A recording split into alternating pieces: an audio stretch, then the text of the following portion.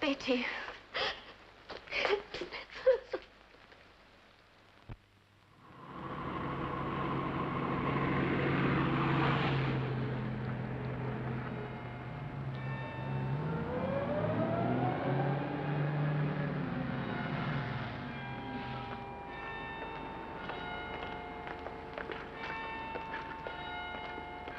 Good afternoon, George.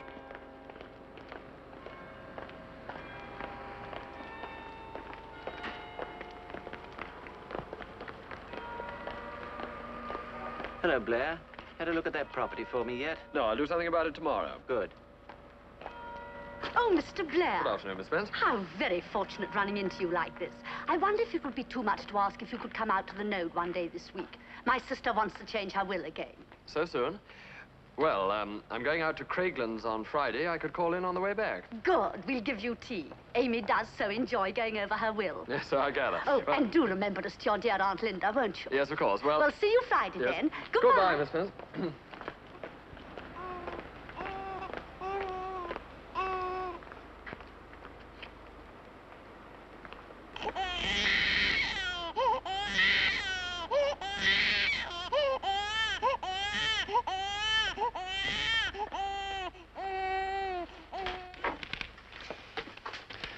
Are my letters ready, Miss Dunn? Yes, Mr. Blair. They're on your desk.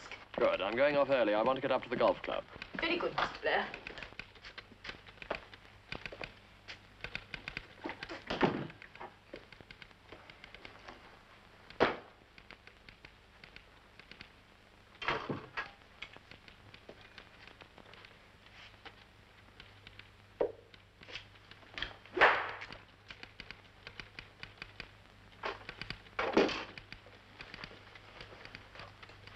What's this? Who's Miss Sharp? One of those two women from London who came to live at the franchise. She's telephoned 3 times. What's it about, do you know? She wouldn't say. She said she wanted to speak to you personally. Oh, and your aunt telephoned to remind you to collect the fish for dinner on your way home. You're slipping, Miss Tuff. It should be biscuits today, surely. It's Wednesday. Cake tomorrow. We've run out of biscuits, Mr. Blair, and so has the shop.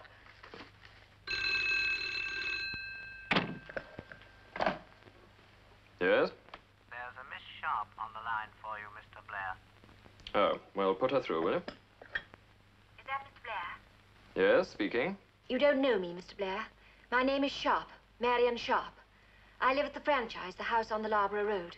Yes, I know it. Mr. Blair, I need a lawyer urgently. Oh. What's the trouble? It's Scotland Yard. Scotland Yard? Yes. I haven't murdered anyone, if that's what you're thinking, but it's something quite serious. I can't explain over the phone. I see. Well, I'm afraid I know very little about criminal law, Miss Sharp. My firm is not really equipped to deal with a case of that sort. I don't want a criminal lawyer. I've seen you in Milford, and I'd like you to advise me. But you'll be much better off with a solicitor who is used to police cases, you know. Someone that... Mr. Blair, there are people from Scotland Yard here in this house, and I don't know what to do. If it's something you feel you don't want to be mixed up in, you can always pass it on to someone else afterwards. Couldn't you possibly come? Please. I'll be with you in about 20 minutes.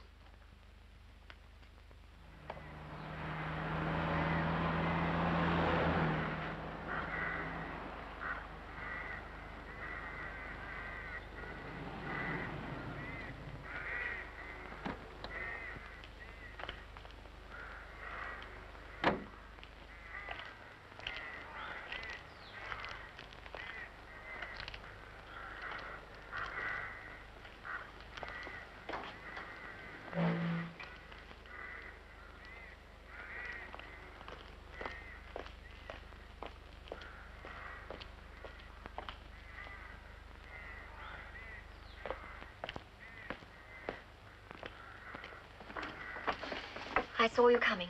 I didn't want you to ring. My mother lies down in the afternoons, and I'm hoping we can get this business over before she wakes up.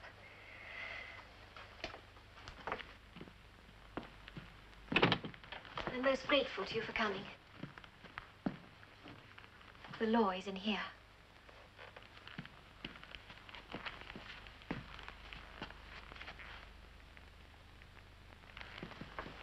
You know Inspector Hallam, of course. Yes, I think so. And this is Inspector Grant from London. I'm glad you come. I couldn't very well proceed until Miss Sharp had some legal support. I see. And what are you charging her with? We're not charging her with anything yet.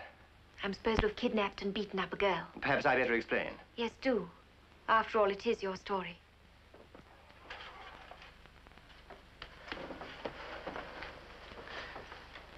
Some weeks ago, a girl called Betty Kane went to spend her holidays with an aunt at a little place called Stonehill between here and Loughborough. I know Stonehill. When the time came for the girl to go back to school, she hadn't returned home. So her guardian, a Mrs. Wynne, wrote to the aunt to send her back. The aunt immediately wired to say that Betty had left for home a fortnight previously. The police took all the usual measures, but before they could really get going, the girl turned up. She suddenly appeared at her home in Aylesbury late one night, wearing only a dress and shoes and in a state of collapse. She'd been badly knocked about. She said that while she was waiting at a bus stop for a coach to take her home from her aunt's, a car pulled up with 2 women in it. The younger one told her that she'd missed the coach and asked if they could give her a lift. They were going nearly into Melford, where she could catch a different coach to Aylesbury. By then it was beginning to rain and growing dark, so the girl got in beside the old woman at the back of the car. The old woman? A thin old lady like a witch, with white hair and no hat, dressed in black. 3 strange men.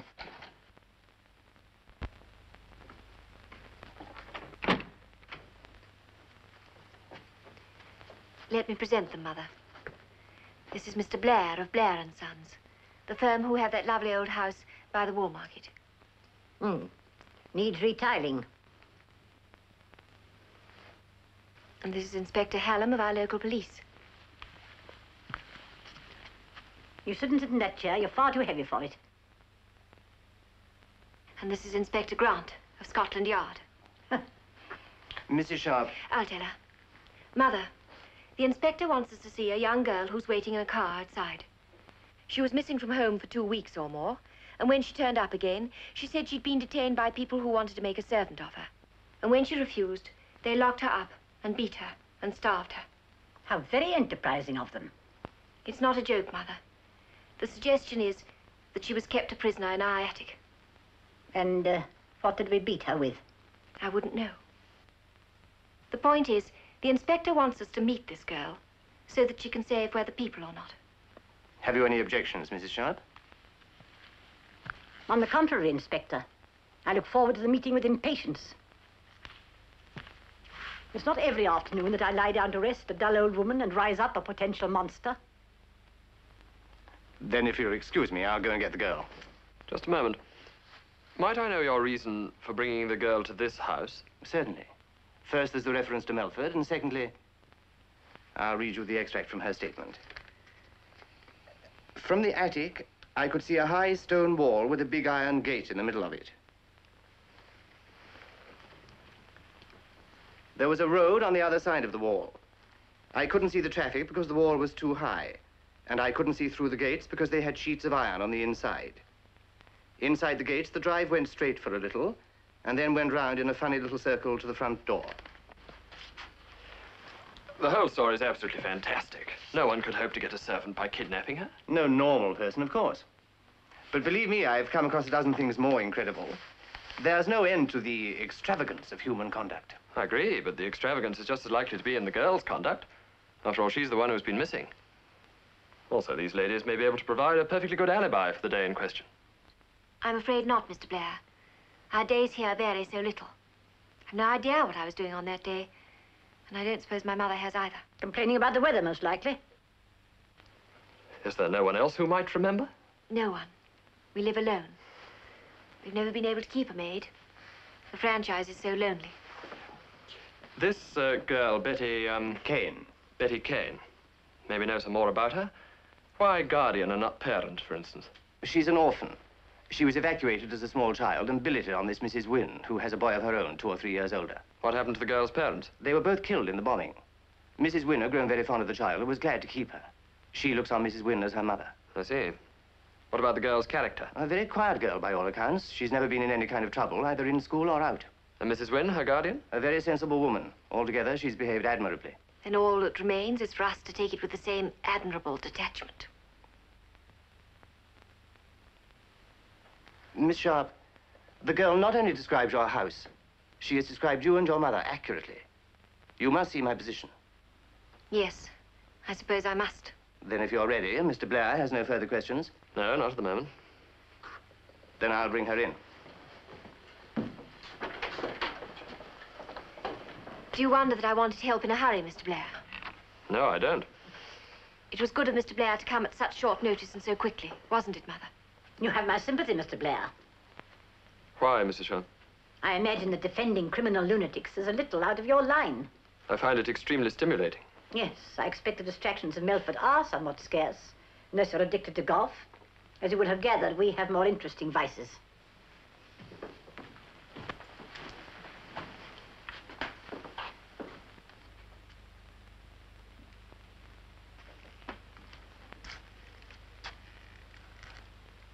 Yes, these are the women. It's a very grave accusation, you know. You've no doubt about it. No. A remarkable liar. Might I ask Miss Kane a question? Yes, she doesn't need to answer if she doesn't want to. Miss Kane, Yes? how did these ladies come to bring you into this house? While we were in the car, they said I had time to come in and have a cup of something hot with them. That I'd only have to wait in the rain if I got to Melford too soon. And what happened then? They brought me in and gave me some coffee. As soon as I drank it, I began to feel very sleepy. And what did we do? That's when you asked me if I'd like to stay and work for you. And what did you say? Well, I said no, of course. And then you said I might at least come upstairs and see what a nice bedroom I'd have if I stayed. I don't remember much more until I woke up there. Now that the girl has identified us, what do you propose to do? Arrest us? I want to take a look upstairs. so that Miss Kane's description of the attic can be verified. If it is, I report on the case to my superior, and he decides what further steps to take. An admirable precaution, Inspector. Now, if you'll excuse me, I shall go back to my interrupted rest. But don't you want to be present when we verify Miss Kane's statement? Oh, dear, no. I've not the faintest doubt that Miss Kane will identify the attic. Indeed, I should be surprised beyond belief if she failed to do so.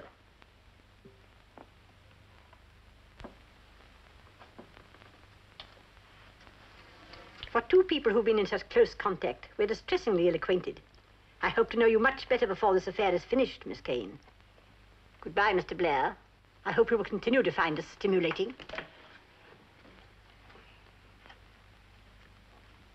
And now, Miss Sharp, if you don't mind, perhaps we could take a look at the attic.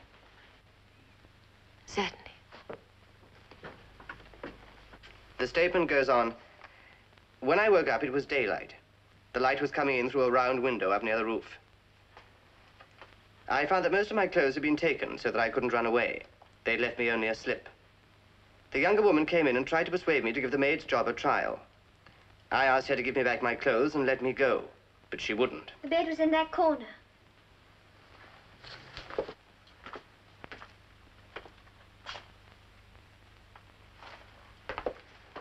There are caster marks there. There was a bed there. We got rid of it a few days ago. Why was that? We didn't need it. What else was in the room, Miss Kane? You speak of a chair, a table, and a washstand. It wasn't a real table. It was a sort of old-fashioned trunk. I used to have my supper off it. That's the washstand. Can you describe the trunk? It was dark brown with a flat top. It was quite big. Oh, and it had like ribs round it. Have you a box room, Miss Sharp? Inspector, I'm not going to disturb my mother again this afternoon. I must admit there is just such a trunk in her room. It is brown, and it has wooden bands round it. It's quite an ordinary trunk. And the chair? I'm afraid I can't help you about that. What kind of a chair was it, Miss Kane? I don't remember. She took it away after I tried to break the window. You can see where I hit it. That was the first time she went for me. How did you get away from here eventually? The old woman brought me some porridge one night, and as she went out, I noticed the key made a funny clicking noise in the lock. I tried the door and it opened. I waited for a few minutes because I thought it was another trap. And then? I crept down to the landing. I could hear them talking in the kitchen, so I went out the front way. In your statement, you said you were only wearing a slip. Didn't you arrive home in a dress? I forgot to say that her slip had been changed for her dress. There's no heating in here. In nothing but her slip, she'd probably have died. If she was ever here. If, as you say, she was ever here. And now the garage, if you please.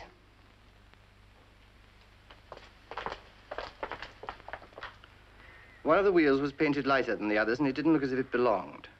The different wheel was in front on my side. I noticed it when they first stopped to pick me up.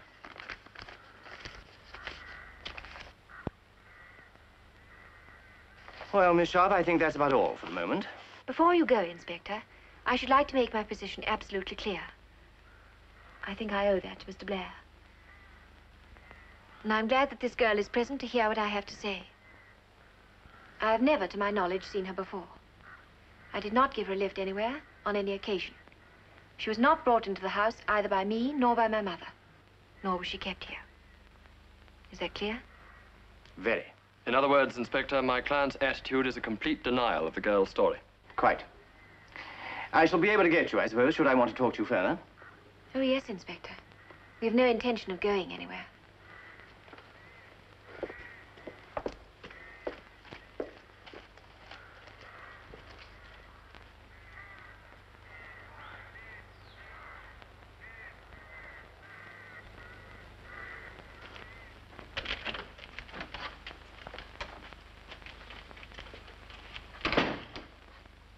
You're awfully late, Robert. Yes, dear. Did you bring the fish? No, dear. I'm sorry, Aunt Lynn, I forgot. Well, I'm glad we didn't wait for it. Christina's in a huff as it is. She wants to go to a meeting. I offered to cook the dinner myself, but of course she wouldn't hear of it. Can't think why. You cook just as well as she does. Oh, no, she doesn't. Does anyone think your aunt makes better than me, Mr. Robert? Hot cross buns. Does anyone see here? Well, no one makes butter tarts like you, Christina.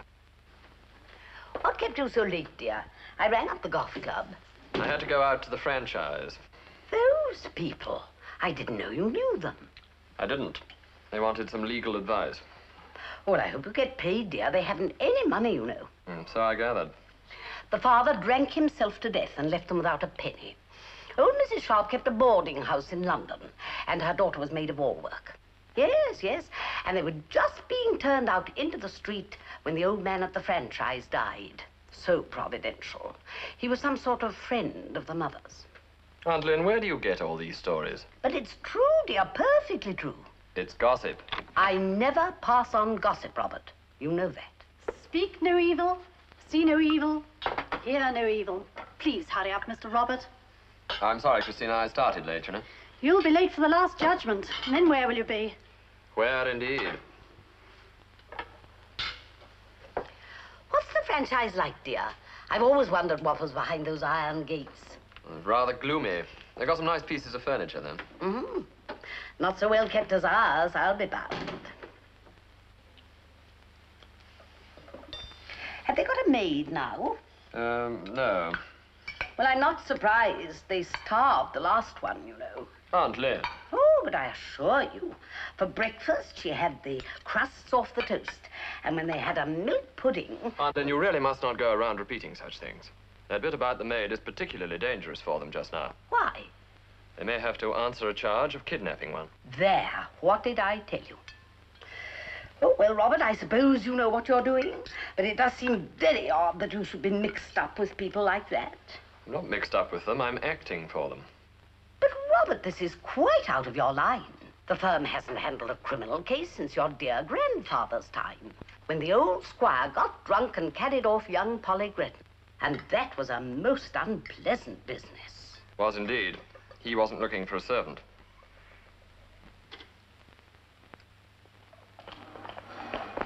Morning, Mr. Blair. Morning, Bill. Morning, Mr. Blair. Your car won't be ready for another 10 minutes. Oh. I'll drive you round to the office for you if you like. All right, thanks, Stan. Do you know anything for today? Not a thing. I haven't had a bet for weeks. I'm £2 down on a cow called Bright Promise. Let me know when you do have something, won't you? Sure.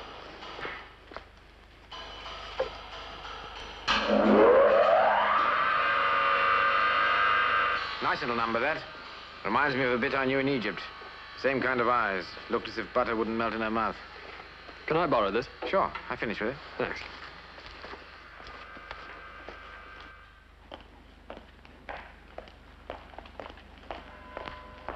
Morning.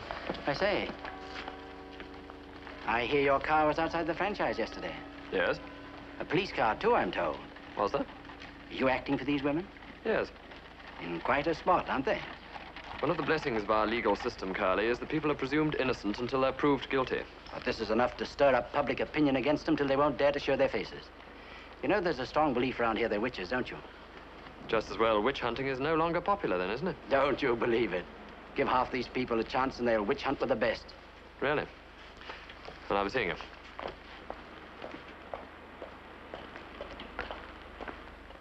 Says she was kidnapped. 2 Melford women questioned. I suppose we should consider ourselves lucky that they didn't publish our photographs, or at least our names. Shouldn't congratulate yourselves about that too much. From what I hear, people have already put 2 and 2 together. And are now saying that the police are failing to do their duty and not arresting us, of course. If the girl was never here, how could she have known about this house? She did know quite a bit. I just can't explain it. Even the gates are never left open, and she certainly couldn't see over the wall. The whole thing's extraordinary. I think all our efforts will have to be devoted to proving not that the girl wasn't here at the franchise during those weeks, but that she was somewhere else. What can we do in the way of private investigation? I expect you realize we've very little money. To begin with, I'm going myself to see the various people involved, to find out, if possible, on what lines any inquiry should be based. You're extraordinarily kind, Mr. Blair. I hope you won't regret it.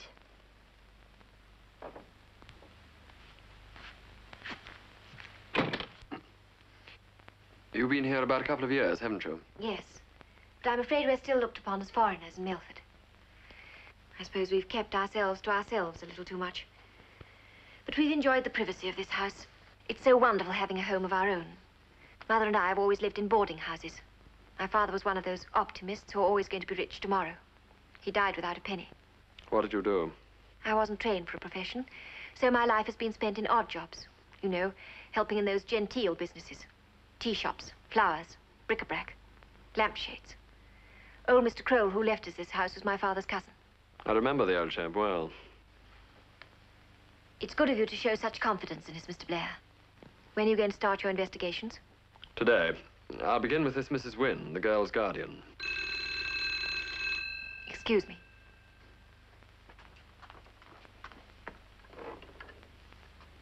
Hello? Is that the franchise?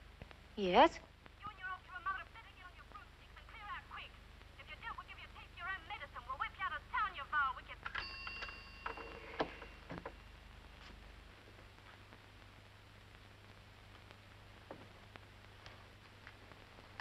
What's the matter? Some woman. She sounded crazy. Something about whips. She said they'd whip us out of town. And all this caused by a slip of a girl. Where was she during those weeks? I'm glad someone took it out of her. I hope I meet them someday. I'd like to shake them by the hand.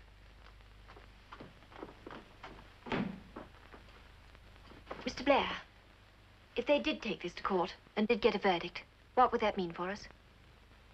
I'm not sure whether it would be 2 years imprisonment or 7. And I told you I was a broken reed where criminal procedure was concerned. I'd have to look it up. Yes, do. There's quite a difference.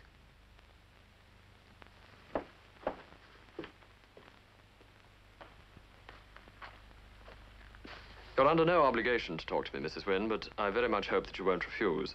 I won't keep you a moment. We have nothing to hide. Is Betty in? No, she's gone to the pictures with Leslie, my son. I was rather surprised at that newspaper getting hold of this story.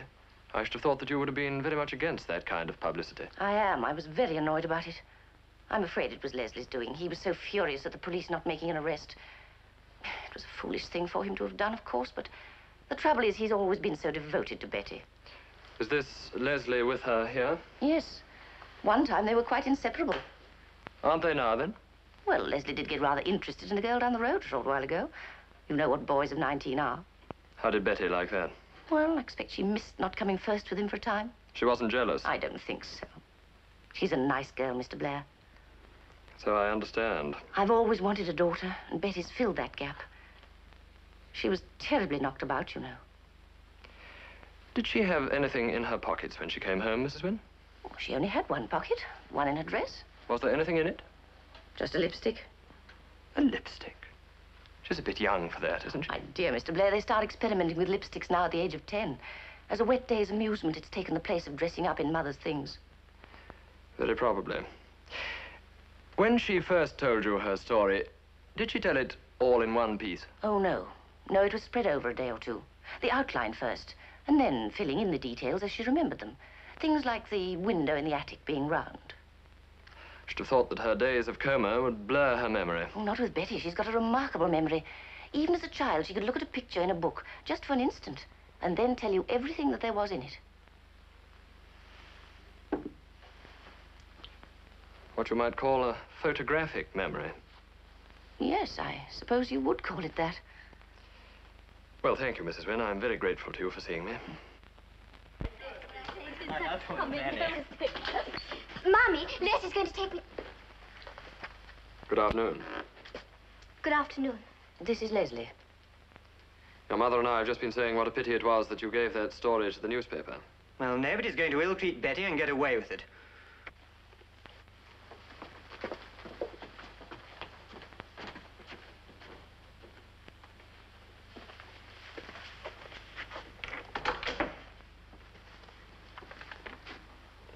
Mrs. Wynne, if it should ever occur to you that something in Betty's story doesn't quite ring true, I hope you won't decide to let sleeping dogs lie.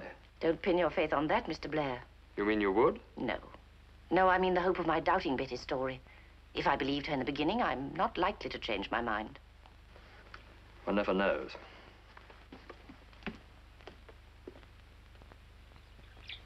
I suppose those two women have to have a lawyer like anyone else, but you can hardly expect me to have any sympathy for them. After all, I am Betty's aunt, Mr. Blaine. The name is Blair, Mrs. Gerald. Oh, yes, of course. How did Betty pass her time when she was staying with you, Mrs. Gerald? Oh, she went into Loughborough most days. Alone? Oh, well, she was here on holiday, wasn't she, poor thing, after all that schoolwork? What good all that book learning does for a young girl like that, I really don't know. Mrs. Harrop's daughter, she could hardly write her name, and she married a man... How did she spend her time in Loughborough? Betty, I mean. At the pictures, mostly. You can do that from morning till night in Loughborough if you're given that way. And that's what Betty did? Well, only in the mornings, I think. She's sensible, Betty is. It's cheaper if you're going before 12, you know. So she didn't come back here to lunch? No, she'd have a coffee lunch somewhere in Loughborough. We have our main meal at night, you know. It's always been my pride to have a good, nourishing, sit-down What do you do in the afternoons? Oh, bus riding, mostly. Won't you have one of these biscuits, Mr. Bain? They're fresh from the tin. No, thank you. Bus riding? Where? Oh, anywhere the fancy took her. Did she go to Melford on the bus, do you know, Mrs. Gerard? They asked me that, of course, but I couldn't say yes or no. They? The police.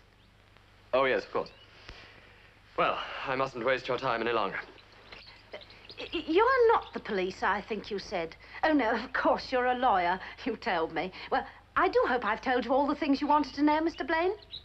You've been very helpful, Mrs. Parrott.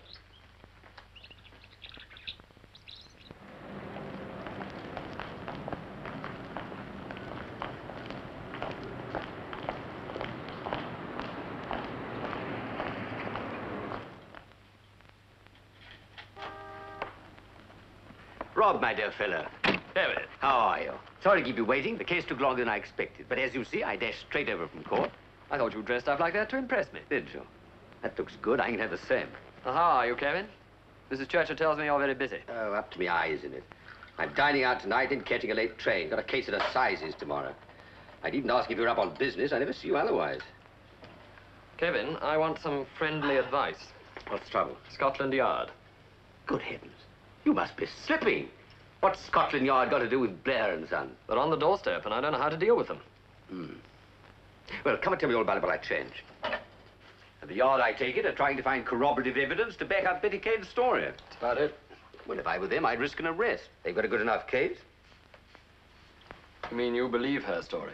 I never believe anyone's story. What you want to know is, do I find the girl's story believable? Of course I do. But, Kevin, if you'd met these two women, you'd say it was absurd. Not at all. Women who live lonely lives sometimes do extraordinary things. Only the other day, an elderly woman was found to have kept her sister chained to a bed in a room no bigger than a cupboard for 3 years. Fed her on potato peelings and scraps she didn't want herself. What on earth for? Said their money was going down too fast, and that was her way of making ends meet. She had quite a good bank balance, actually. Now, that's a much more absurd and unbelievable story. I'm glad you're not representing Betty Kane. My clients would be behind bars already. Andrew, I could just as well present the case from the opposite angle. Kevin, you're infuriating. You've just said that you find the girl's story believable. So I do. I could also find it believable that it's a tissue of lies. I could make a case for either side. On the whole, though, I should prefer to be counsel for Betty Kane. It must be a tissue of lies. I'm quite sure that neither of these two women could possibly do such a thing. What's she look like? Who? Betty Kane? Oh, you caught the one you're interested in. This Marion Sharp. Kevin McDermott. Yes, he's an old friend of mine. I just wanted to get an unbiased opinion on the situation. And was he helpful? Well, not very. Have you heard anything further from Grant? No, we haven't heard from the police. We've had some more unpleasant telephone calls. We stopped answering. Is that newspaper? Yes. A tidbit like this affair must be a gift to them. Oh, it'll slack off. It's just a tide. Meanwhile, we have to deal with what's left on the beach. A particularly horrid beach. Anonymous letters. Yes. I must say they show a very vivid imagination. And when they run out of words, they draw.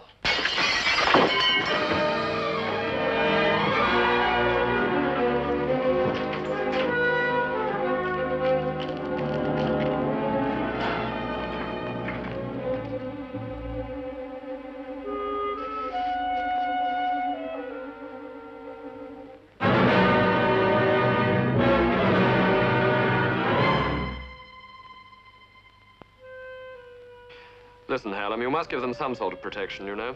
Well, I might manage to send a man out there a couple of times a day to share the uniform, so to speak. Well, that'd be something. Well, all right. I'll do that. Thank you, Hallam. I think you'd better come and padlock the gate, Miss Sharp.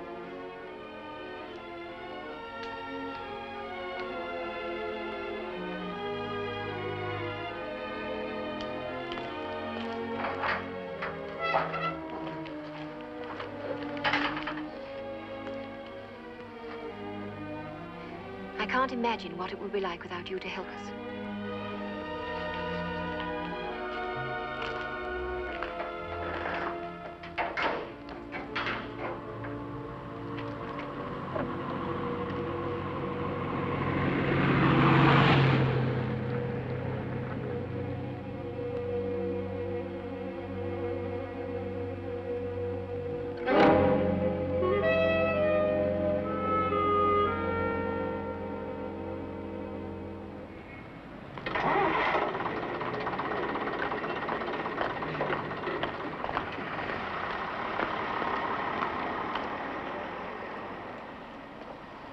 Good afternoon. Can I speak to someone who would know about the Loughborough to Melford bus service? Timetable on the wall outside. No, but I don't want to know about times. I want to know if you ever run a double-decker bus on that route. No.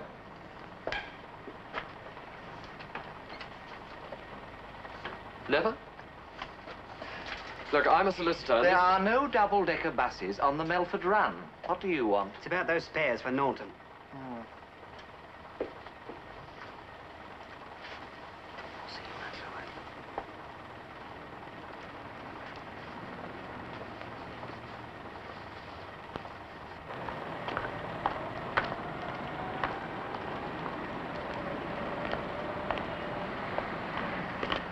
I couldn't contradict him straight out, not in the mood he's in now. But he's wrong about them double-decker buses, you know. Once or twice this year we've had to use them when one of the single-deckers broke down. Would it be possible to find out exactly when a double-decker was used on that route? Sure. In this firm, it's recorded every time you spit. Come on, I'll look it up. A double-decker bus passed the franchise on 2 occasions during the time that Betty Kane was staying with her aunt. And from the top of a bus, she could have seen over the wall. She could have seen the round attic window, the circular drive, and the 2 women probably getting into this car with the odd wheel. You're taking rather a lot for granted, aren't you? Even if she was on one of these buses and saw such a picture as you suggest, she could never have taken it all in the time. Ah, but she's got a photographic memory. I learnt that from her guardian. This is all pure supposition, Blair. Still doesn't explain how the girl was able to describe the inside of the house, the attic. I realize that, but surely it's a supposition you people should look into. We're not interested in suppositions when we've got facts to go on. You believe her story, don't you, Hallam? Yes. She's a genuine, nice kid, I should say. Might have been one of my own. We've checked her story, and it checks.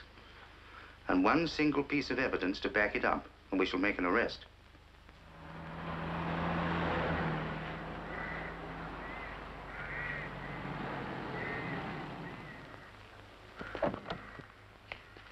Evening, Mr. Blair.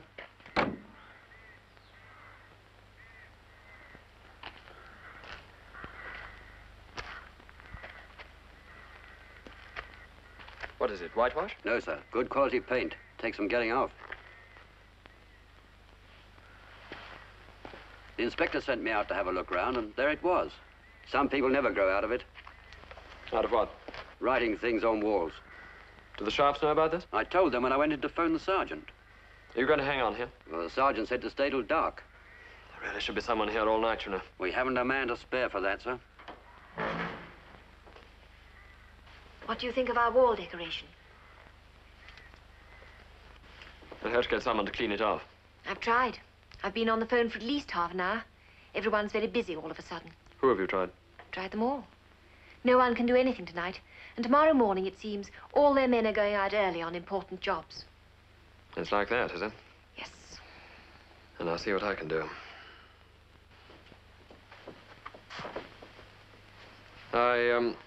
I found out something interesting in Loughborough today. At least I think it's interesting.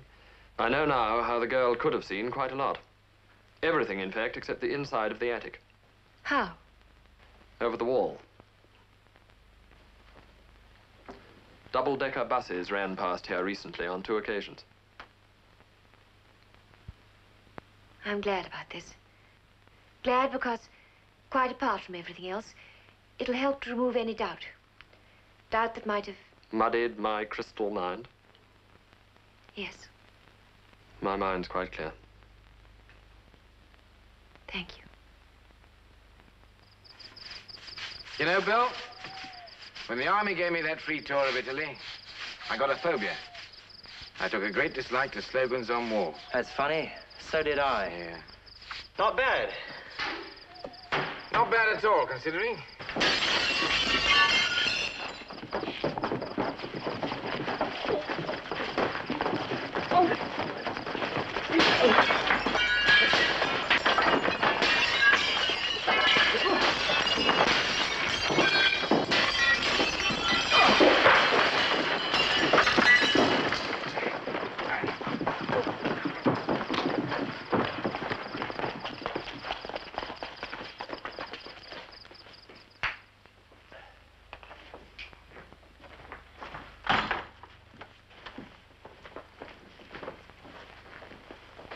I told you not to worry, Mr. Blair, Inspector. I thought Mr. Blair ought to know about it. Of course. I got a wallet with a bottle. Well, Mr. Blair, are you still finding us stimulating? Do you plan to stay on here, Mrs. Sharp?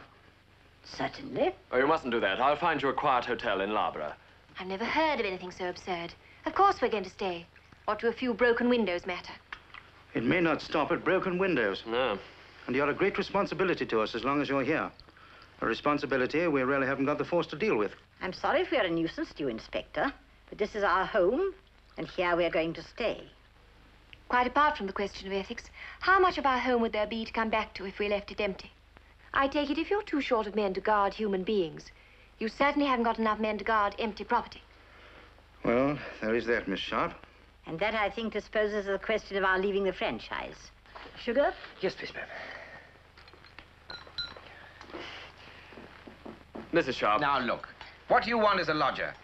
Now, what do you say if I move in and sleep here, starting tonight? No meals, just a sleeping night watchman. They all sleep anyway. Haven't you got a wife? No. I managed to dodge that so far. And what about your landlady? Oughtn't you to let her know? Well, I can slip a note under the door. She won't be worried about him anyway. He's been out nights before. Delivering cars to customers. You can do it in half the time at night.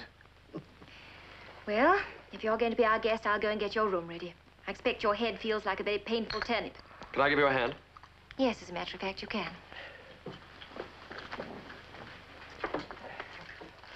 I shall never forget what you two have done for us. When I think of tonight, it won't be those louts I remember, but you two.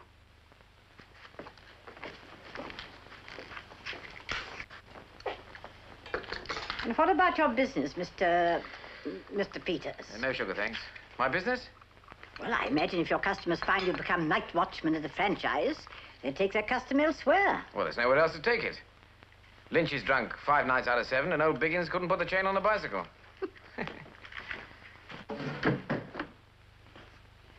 I wonder.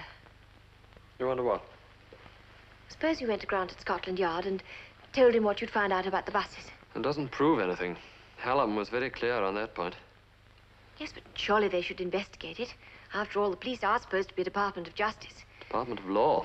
Justice begins in court. You've had a bad day here, haven't you? Yes. Even worse than the wall with the anonymous letters again. We've decided in future to burn everything before we open it. It's the best thing to do. It was nice of you to get Stan and Bill to clean the wall for us. I do thank you for that. Yes, they're good chaps. I'll see what I can do about the windows in the morning. I'm afraid this horrible affair is taking up a great deal of your time. It's become a personal matter with me. Personal? The one ambition of my life is to discredit Miss Betty Kane. Oh. Oh, I see.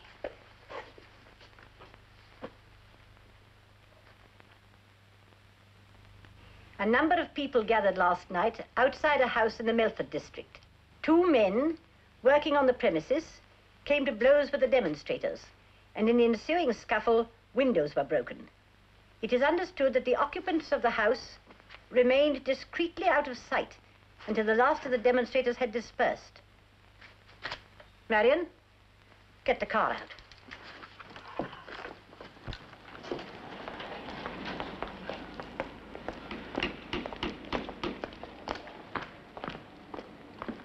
Charlie, when old Bowyer comes in, ask him to come over to my office, will you? I want him to do a job for me. Put some windows in. Right, Mr. Blair, I'll tell him. What a bother out at the franchise last night, I see. Yes. I told you these people would make it hot for them. If I were you, I'd advise them to go away from here. Sell the house and settle down somewhere else. They'd never do it, and I'd never advise them to. You can't go through life with a tin can tied to your tail pretending it isn't there. It's a matter of principle. You can pay too high a price for your prince.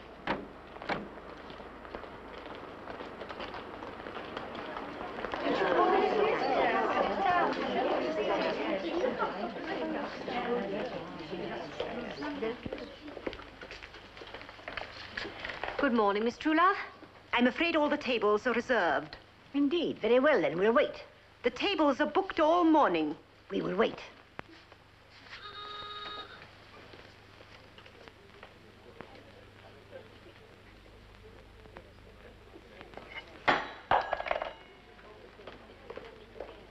Good morning, Mr. Blair. We've just flown in on our broomsticks for a cup of hot blood.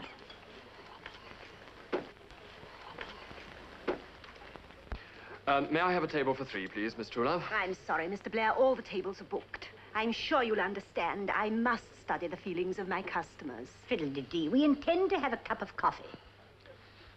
Don't look so worried. It's only a gesture. You're merely providing these people with a free spectacle. Well, then they must get used to it. If they see a giraffe once a year, it remains a spectacle. If they see it every day, it becomes part of the scenery. Well, we propose to become part of the Milford scenery. All right, become part of the scenery, but come out of this place now and have your coffee with me at the Rose and Crown. Mr. Blair, that would be delightful, but it wouldn't relieve my spiritual indigestion. As a personal obligation to me as your lawyer. That is blackmail. It's unanswerable, anyhow. Seems we're going to have coffee at the Rose and Crown. Good.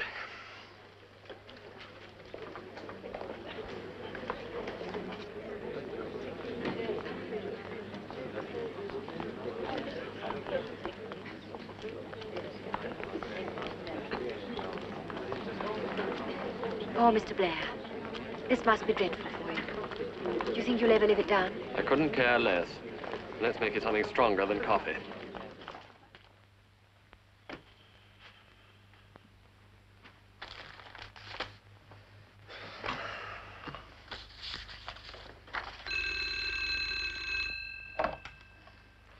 Yes?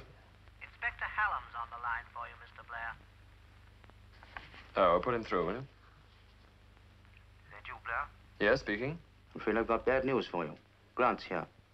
He's going to apply for a warrant to arrest the Sharps. Well, that's not possible. You'd better come over and have a word with him.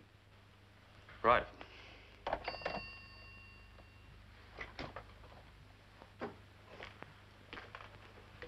This news is a great shock to me, Inspector. I expect it is, Mr. Blair. We found some new evidence. What we think is conclusive evidence. Might I know what it is? Certainly.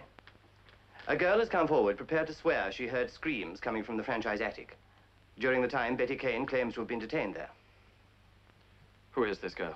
Her name's Rose Glynn. She works at the farm near the franchise, and apparently used to go there now and again to help clean the place.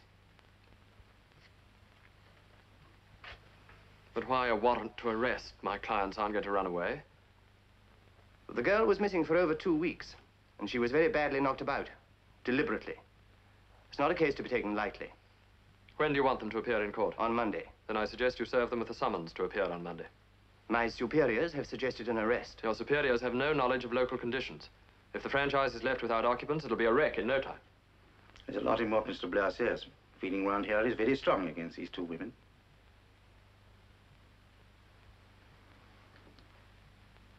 Very well, then. We'll make it a summons. I'll get back to town. If we avoid a remand on Monday, Mr. Blair, the case can go straight to the assizes. Can you be ready with your defense by Monday, do you think? With all the defense my clients have, we could be ready by tea time.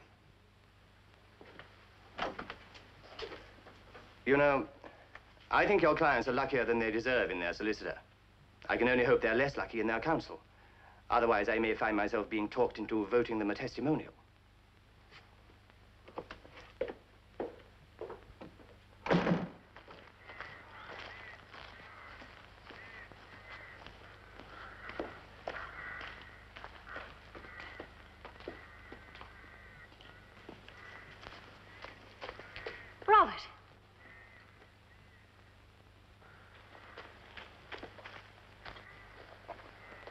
Good evening, Inspector.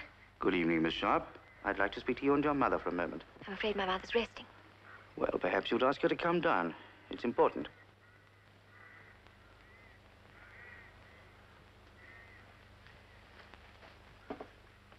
I don't believe it. You mean you're charging us with this thing?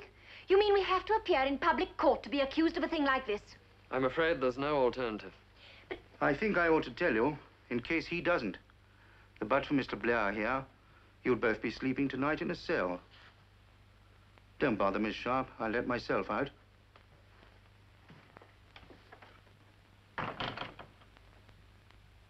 Is that true? Yes. And what is this evidence? You used to have a girl who came in occasionally to help you clean the house, didn't you? Yes. Rose Glynn. We had to get rid of her. Get rid of her? Why? Stealing. She stole a watch of Marion's. We'd overlooked her taking an odd shilling or two from her purse. We needed the help. But when it came to the watch, that was too much. We asked her about it, but of course she hadn't seen it. So we told her we wouldn't be needing her anymore. I see. And how did she take that? She went very pink and flounced a bit. She went as red as a beetroot and bridled like a turkey cock. Why do you ask? Because she will say on oath that she heard screams coming from your attic. Will she indeed?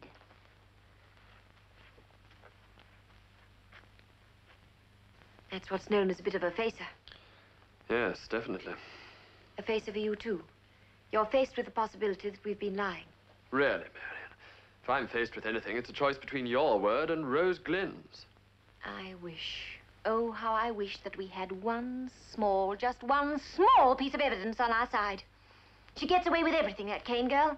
Everything. We keep on saying that it isn't true, but we have no way of showing that it isn't true. It's all inconclusive, all negative, all feeble denial. Things combine to back up her lies, but nothing happens to help prove that we're telling the truth. Nothing! Sit down, Marion. A tantrum won't improve the situation. I could kill that girl. I could kill her. When I think what she's done to us, We'll get everything straightened out eventually. How? I don't know how, but we will. Is that natural optimism, Mr. Blair, or a belief in the triumph of good, or what? I think truth has its own validity. Dreyfus didn't find it very valid, nor Oscar Slater. They did in the end. Well, frankly, I don't look forward to a period in prison waiting for truth to demonstrate its validity.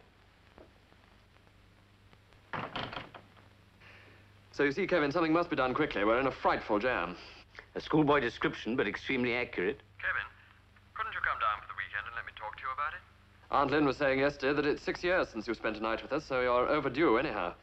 Well, look, would Christina make me some butter tarts? Yes, I guarantee it. It's a date. I say, Rob. Yes? Have you considered the possibility that the police have the right of it? You mean that the girl's story may be true? Are you keeping that in mind? As a possibility, I mean. No, I'm not. All right. Goodbye. Goodbye.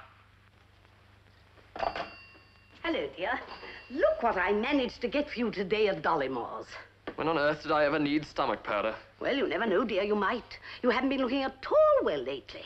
And Mr. Dollymore said, Robert, you've put the fish down on the table and it's soaked through into the mahogany. And Christina will be waiting for it. Which are you charging me with, the mahogany or keeping Christina waiting? Robert, I don't know what's come over you lately. I'm sorry, Aunt Lynn, I'm a bit on edge these days. It's not very pleasant for anyone in the town to see the notoriety that's overtaken it. It's always been such a quiet, dignified little place.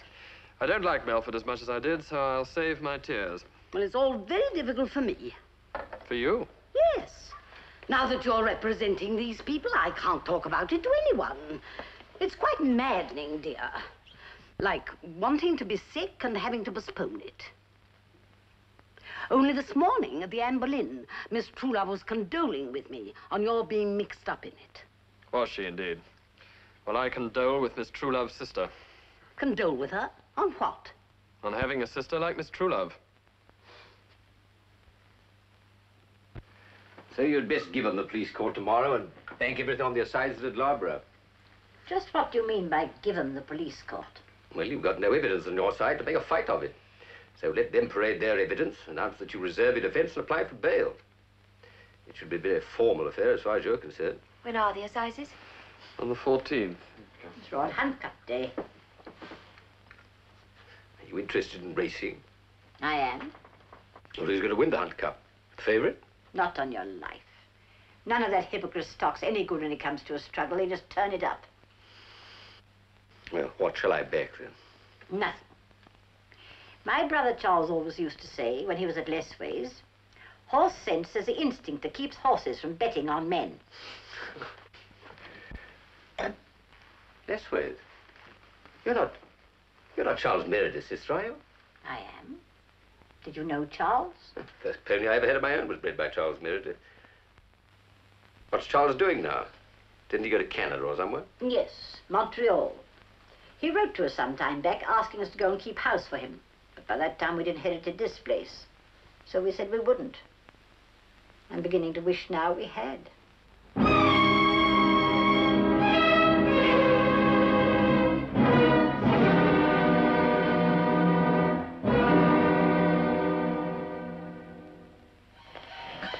Morning, Mr. Blair. Morning, Stan. Want your car? Yes, I'm going to Loughborough. Morning, Bill. How's things, Mr. Blair? Fierce. My missus went to the police court. Said she wouldn't believe that Betty Kane if she told her there were 12 pennies and a shilling. No matter what that Rose Lynn might say. Why not? Much too good to be true, she said she was. Oh, no, she never came in here. I should have remembered her if she had. Fancy them treating the poor thing like that. How do you know they did? Oh, it's just so in the paper. The paper only reports what the girl said. Yes, but they wouldn't put a thing like that in the paper if it wasn't true. Besides, what about what the other girl said? You a detective? Part-time. How much do you get an hour? Not nearly enough.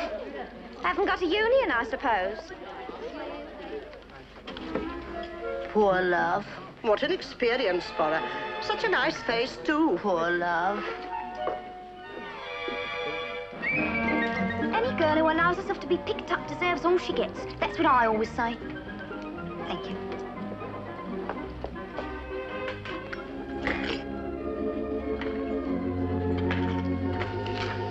By the way, have you ever...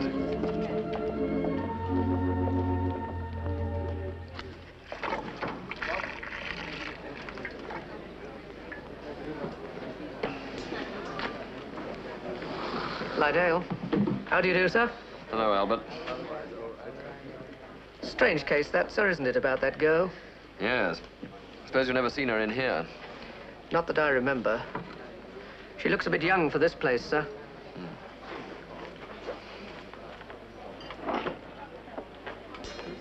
Half a bitter. Half a bitter.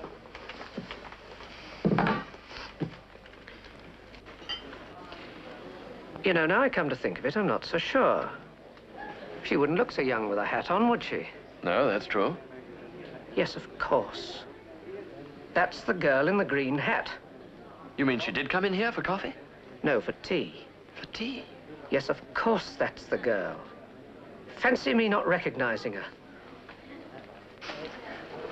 Albert, are you absolutely sure of this? Yes. I remember I noticed her because she always came in alone. First, I thought she was waiting for relations.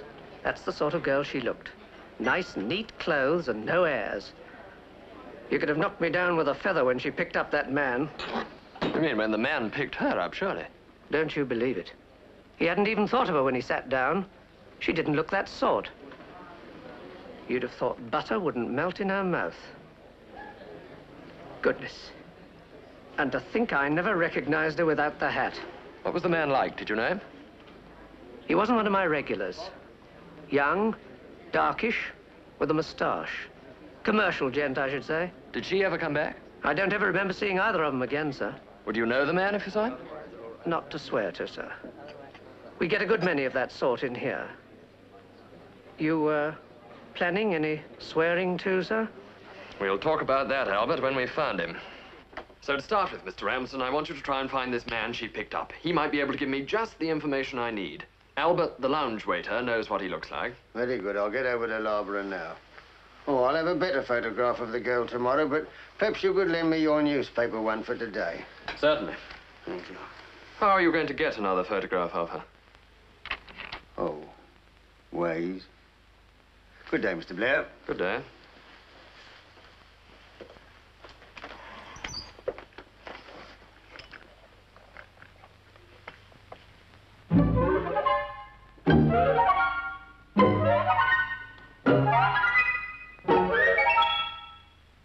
And now, Mr. Ramsden, what luck? I've got to tell you, Mr. Blair, you're throwing good money away. It isn't a business proposition for you. Is it as hopeless as that? We can never hope to trace the man except through the girl. And we'll never find out about the girl because her photograph is quite useless. How do you mean? I mean that when she left her aunt's, when she disappeared, she must have altered her appearance so that she couldn't be recognized. For instance, with her hair swept up and some makeup and possibly a hat, she'd look quite different. That's why I don't want to waste any more of your money, Mr. Blair. That means we're sunk. I'm sorry, Marion. It certainly wasn't worth your making another appearance in Melford just to hear this. It isn't your fault. I was determined to come. I'll drive you back. Thank you. It's infuriating to think of that girl getting away with it. But at least we've got something to shake confidence in her. This business of her picking up the man in Loughborough. But I can't prove it, Marion. Even if I could, it doesn't touch her story about you having kidnapped her. That's what we've got to disprove. There's still time. About all there's time for, I'm afraid, is a miracle. You're just tired, Robert. It's become a personal matter, Marion. I remember you said that once before. I know, but this time I mean it rather differently. I mean, I want you to marry me, Marion. Do you, Robert? You will, won't you? No, I won't. Why not? Oh, just because, as children say. Because of what? For one thing, there's my mother. For another, you're so spoiled by your aunt. Oh, yes, you are. You'd miss all the creature comforts and pampering that I wouldn't know how to give you. Anne wouldn't give you if I knew how. Well, Marion, that's one reason why I want you to marry me. The fact that you've got an adult mind and wouldn't pamper me is... An adult mind is very nice to go out to dinner with once a week. But it's no sort of substitute for good pastry and an uncritical atmosphere. I'm a very bad cook. Really? And if you haven't got a better reason than that... There's another thing, Robert. I don't think I should be much of an asset to Blair and Sons. Well, I'm not asking you to marry Blair and Sons. If we're ever cleared of this charge against us, it wouldn't free me from being the woman in the franchise affair. An unfortunate sort of wife for a country solicitor. It wouldn't do you any good, Robert, believe me. I'm not taking that answer as final, you know. You evidently don't realize what an escape you've just had. But you don't really mean that you're going to lose the case, do you? I most certainly do. Robert! It's customary to have a case to put to the jury. We have no case. But you have Kevin. I know we have Kevin, and thank heaven we have. At least he'll make a fight of it. But even he should have some evidence on his side. He has none. No prospect of any. But why have you kept all this to yourself, dear? Was it because you thought I shouldn't understand or agree or something? I was rather under the impression that you believed Betty Kane's story. Oh, no. Not after the police court. The court? But you weren't there. No, but Colonel Whittaker was. He didn't like that Betty Kane at all. Oh, didn't he? No. He says he once had, what do you call it, Lance Corporal in his regiment who was exactly like her. He ended up in the greenhouse, Colonel Whittaker said. The glass house. Of course, dear, if I'd known that you were doubtful about the case, I should have said prayers about it ages ago. I was going to the Gleasons' garden party tomorrow afternoon. Now I shall go to St. Michael's instead and spend a quiet hour there. The wireless said it would probably rain anyway. Thank you, darling.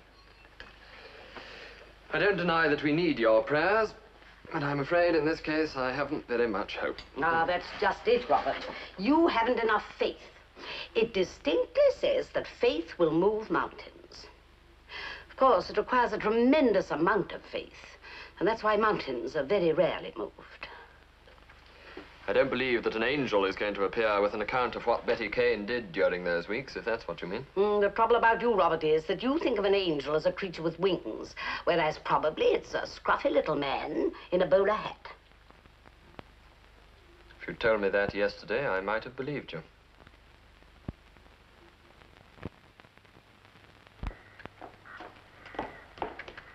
How soon do you want this, Rick?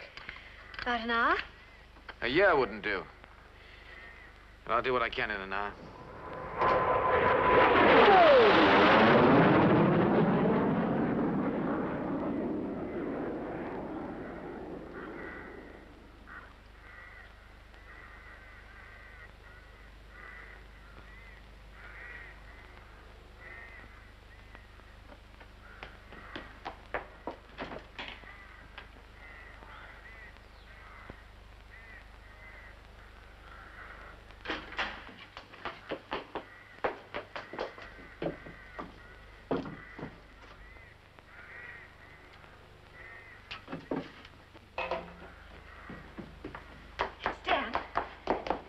Stan, leave us, will you, and drive me in your van to Milford? I must see Mr. Blair. Sure. Hey, what's up? I haven't seen anyone look like that since my sister Beulah married her GI. Come on.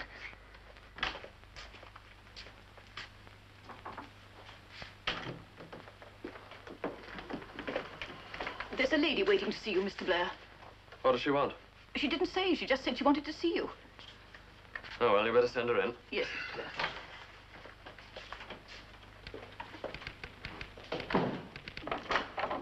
Mr. Blair will see you now.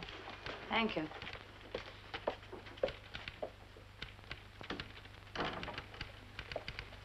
This way, please.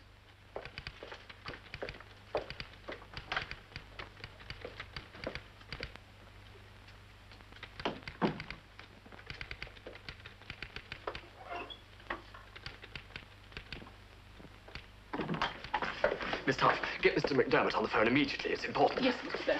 And when you've done that, ring up my Aunt Lynn. Tell her she was wrong about her angel. He's not a scruffy little man in a bowler hat. He's a woman. Yes, Mr. Blair.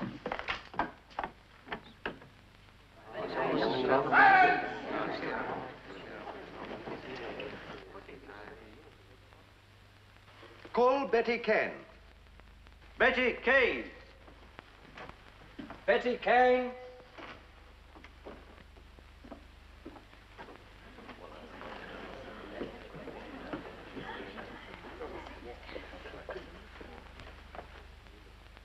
Hold the testament in the right hand and read this from the card.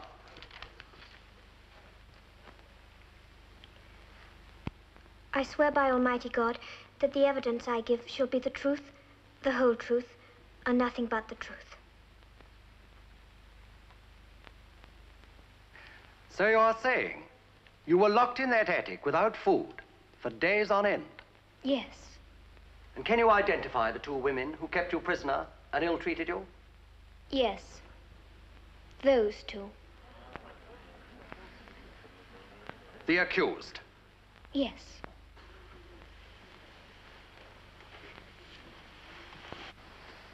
Now then, Miss Kane, you've just told the court that it was dark when you arrived at the franchise. Was it really so dark? Yes, quite dark. Too dark to see the outside of the house? Yes, much too dark. I see. Then the night you escaped, perhaps that was not quite so dark. Oh, yes, it was even darker. So you never saw the front of the house by daylight? No, never. Never. Well, that's definite enough. Let's see what you say in your statement to the police. You say, the drive ran straight for a little and then went round in a funny little circle to the front door. How did you know it did that? I could see it. From where? From the window in the attic. But from the window in the attic, it's possible to see only the straight part of the drive. The edge of the roof cuts off the rest. How did you know about the funny little circle? I saw it. I saw it from the window. Really?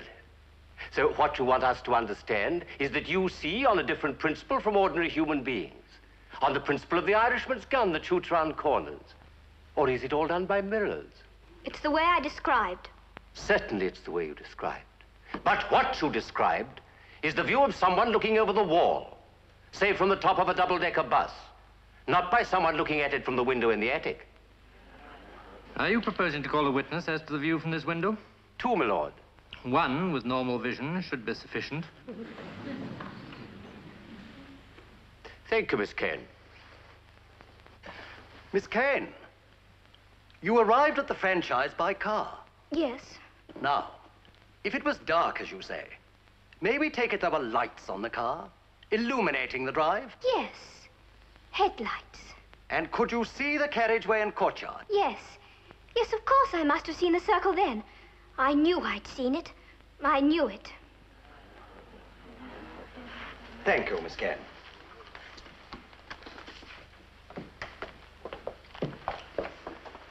Call Rose Glynn. Rose Glynn.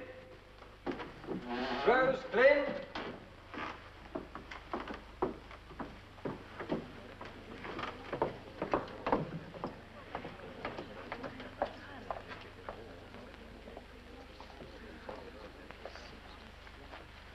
Hold the testament in the right hand and read this from the card.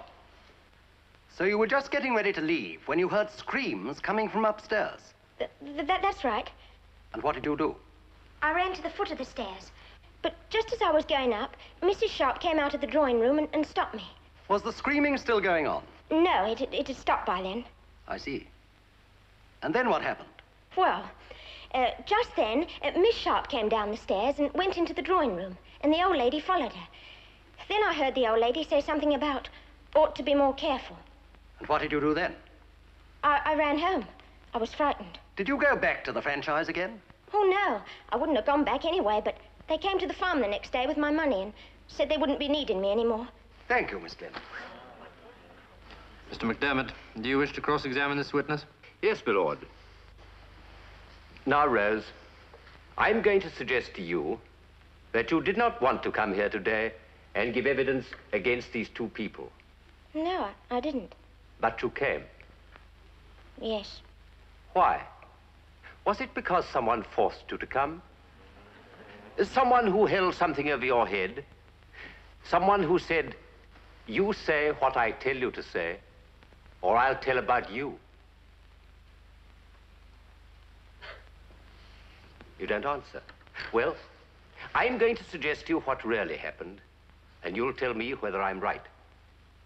Someone stole something from the franchise, shall we say a watch, and later sold it to another girl, a girl she'd got to know here in Loughborough, at a cinema or cafe or some such place.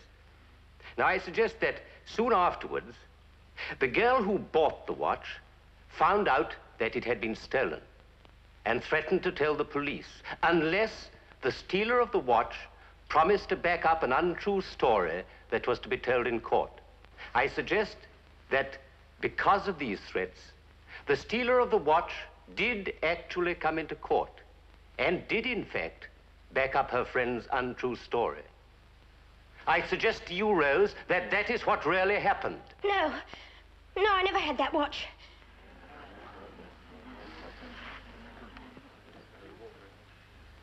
Would I be wrong in suggesting that you're a friend of Betty Kane's? No. I don't know her. So she couldn't have learned about the inside of the franchise. What the attic was like. What was in it, for instance, from you. No. I don't know her. Very well, Rose. Thank you. My learned friend has suggested that pressure was brought on you to come here. Is there any truth in that suggestion? No. What you said in the witness box at the police court and what you have said today is the truth. Yes. Thank you, Miss Glynn. That'll be all. That is the case for the prosecution, my lord. My first witness, my lord, and members of the jury, is Mr. Bernard Chadwick. Call Bernard Chadwick. Bernard Chadwick. Bernard Chadwick.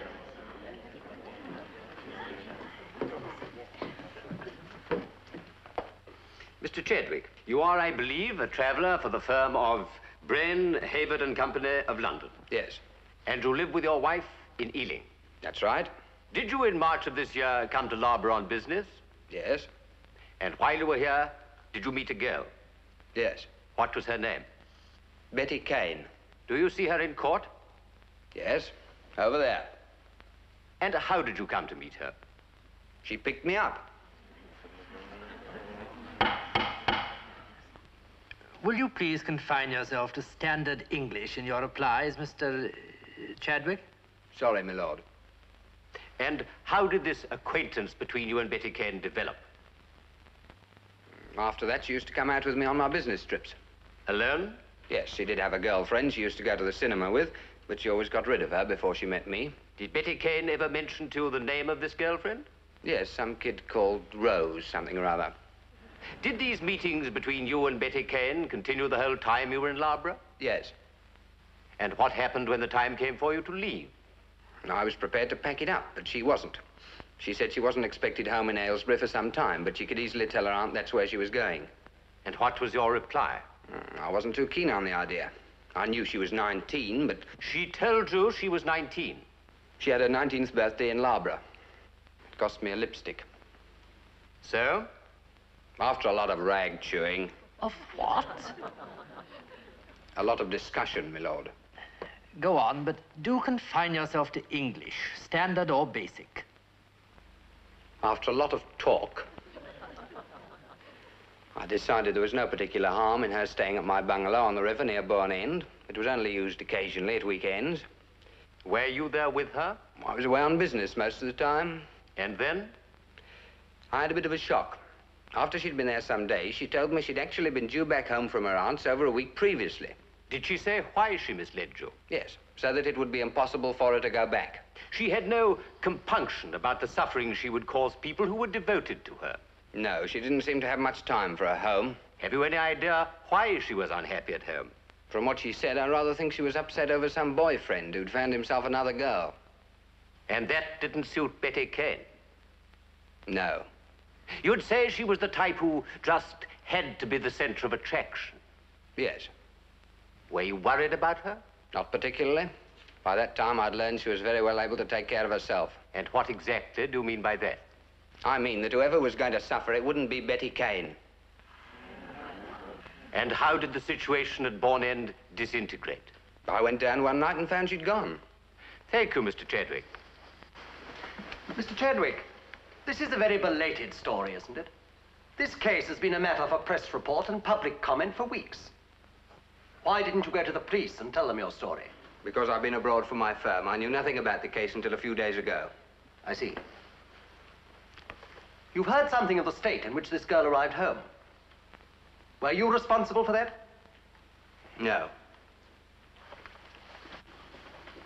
Thank you, Mr. Chadwick. Call Mary Frances Chadwick. Mary Frances Chadwick. Mary Frances Chadwick.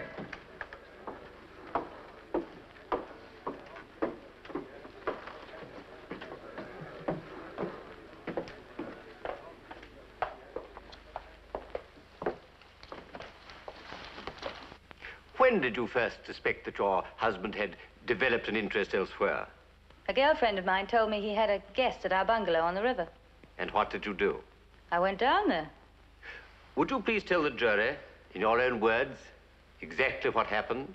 Well, the door was unlocked, so I walked straight into the hall. A woman's voice from the sitting room called out, "Is that you, Bernard?" So I went in and found her as large as life on the sofa in the kind of negligee you used to see in films about 10 years ago. She looked like nothing on earth. Please confine yourself to essentials, Mrs. Chadwick. I'm sorry, my lord. Well, I pulled her off the sofa and gave her a smack in the face. From then on, it was just a fight. And who got the better of the exchange? I did. I was in a flaming temper. I tore that silly... And anyway, you got the better of her? Yes. She tripped over one of her shoes and went sprawling. I waited for her to get up, but she didn't. I thought she'd passed out. So I went into the bathroom and washed my face, tidied my hair, and did myself up a bit. Leaving the girl unconscious on the floor? So I thought.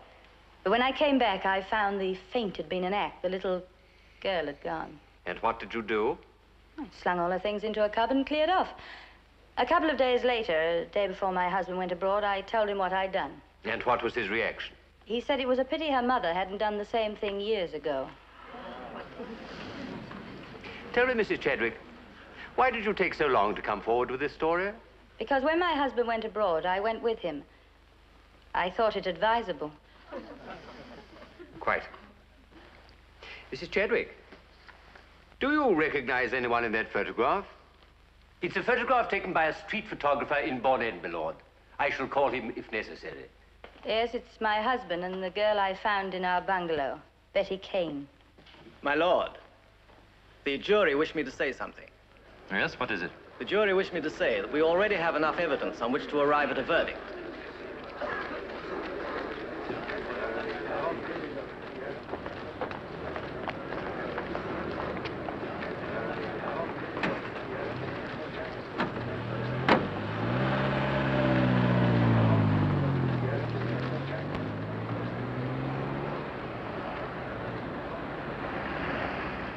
Looks as if our two young perjurers are for it. A very pleasing thought. Now, Marion, perhaps... Robert, look at that poor woman.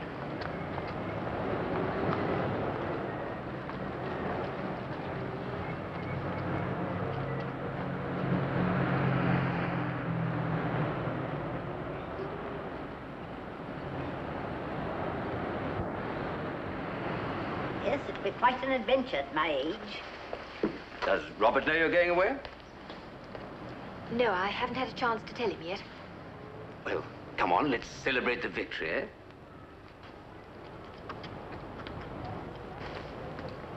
Going away? Yes, we're going to Canada to join my uncle. Mother feels now she'd like to go. Oh, I see.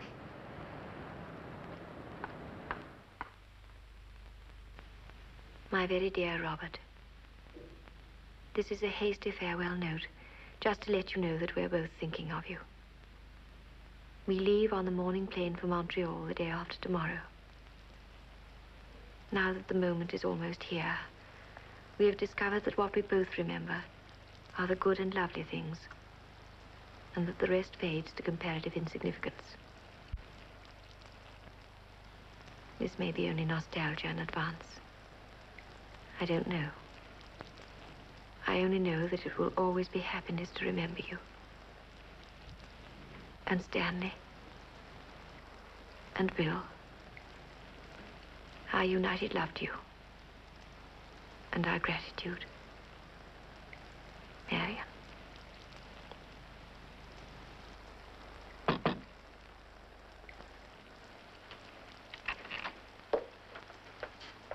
Excuse me, sir. Miss Spence called while you were out. Her sister wants to change her will again. She said, could they expect you about tea time tomorrow? All right, Timmy, thank you.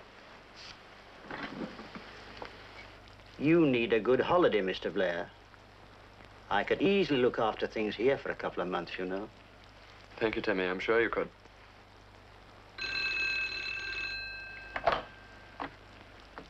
Yes? Robert? Yes, Aunt Lynn. About the fish, dear, I forgot to tell you. Try and get placed, will you? That turbot you bought last time wasn't at all nice. Right. Place, not turbot. That is unless you can get sole, of course. Unless I can get sole, of course. I see. Bye-bye, then.